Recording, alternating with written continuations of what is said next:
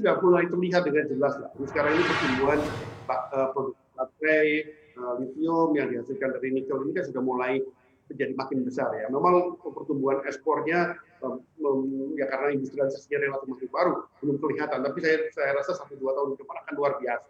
Tetapi nggak hanya dari sisi baterainya, dari sisi lithiumnya, kan juga dari sisi kayak tadi contoh motor listrik, sepeda listrik. Nah, ini kontribusinya sangat besar. Kita harus melihat bahwa ternyata nikel itu bisa menggerakkan industrialisasi yang selama ini nggak terbayangkan. Gitu. Bagaimana nantinya suatu ketika kita akan menjadi eksportir motor listrik terbesar dunia, barangkali menjadi sepeda, mungkin ekspor sepeda juga siapa ini yang bisa juga duga gitu. Nah, hal-hal begini saya rasa ini yang harus dilihat sebagai nilai total dari bagaimana kita harus berjuang agar nikel itu lebih banyak untuk kepentingan dalam negeri. Tentu saja kita tetap harus terus dorong agar ekspornya meningkat. Tentu saja dengan memberi, ya saya rasa kita bisa alokasikan lah nanti kalau ujung-ujungnya kalau negosiasi ini ya udahlah, lu butuhnya berapa sih 100 ya, gua kasih 90 lah kira-kira begitu. Asal karena potensi kita sebenarnya masih sangat besar. Jadi kalau quote-unquote hanya memenuhi kebutuhan Eropa itu sebenarnya dia bersorak ribut. Ini kita selesaikan secara bilateral, mestinya atau multilateral dengan Eropa dengan Indonesia, saya rasa mestinya bisa dijadikan solusi.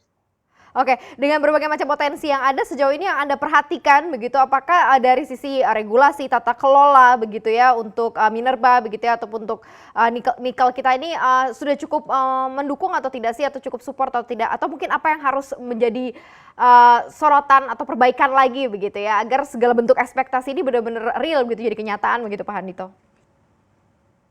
Ya, saya rasa kalau dari sisi kebijakan memang ya ini industrialisasi yang baru terjadi dari dampak nikel ini memang sesuatu yang baru. Ini memang perlu ditata. Ya, kita paham bahwa industri transportasi ini kan sesuatu yang sangat penting buat Indonesia. Saya rasa selain kita bicara perlindungan kepada industri transportasi yang memang kalau kita lihat kan contoh ini motor listrik atau sepeda listrik itu relatif masih agak mahal. Nah, ini harus kita jaga. Kita harus bikin supaya lebih efisien. Nah, salah satu yang saya rasa perlu kita lakukan adalah memang mempermudah proses bagaimana kita menjadi bagian dari industri motor listrik dan mobil listrik dan sepeda listrik dunia ini. Ini yang memang harus kita perlakukan bagaimanapun keberpihakan pada industri yang sekarang tiba-tiba menjadi muncul sebagai baby ini.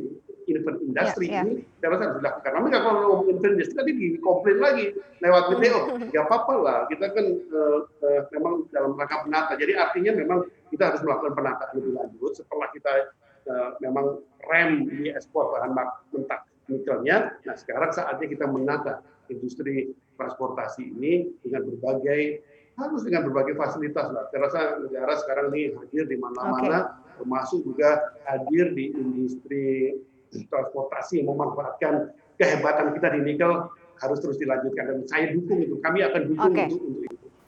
Jangan lupa untuk install aplikasi CNBC Indonesia yang tersedia di App Store dan Play Store dan ikuti terus perkembangan ekonomi bisnis terkini hanya di CNBC Indonesia Beyond Business.